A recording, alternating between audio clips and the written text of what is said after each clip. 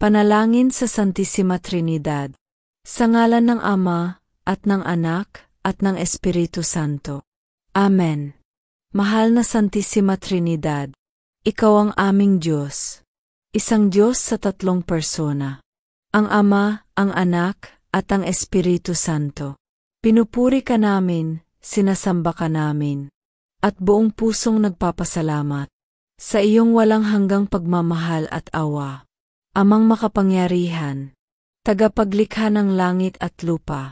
Salamat sa buhay, sa kalikasan, at sa bawat biyayang ipinagkakaloob mo araw-araw. Jesus na aming manunubos, sa iyong banal na sakripisyo sa krus, tinubos mo kami mula sa kasalanan.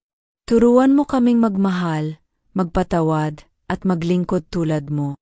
Espiritu Santo, aming patnubay, punuin mo kami ng iyong liwanag at karunungan. Gabayan mo ang aming isipan. Palakasin mo ang aming pananampalataya. At akayin mo kami sa landas ng kabanalan. O Santissima Trinidad, pagkaisahin mo ang aming mga puso.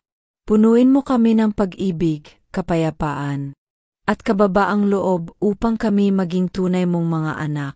Ito ang aming panalangin.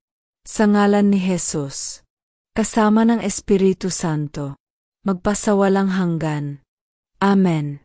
Sa ngalan ng Ama, at ng Anak, at ng Espiritu Santo. Amen.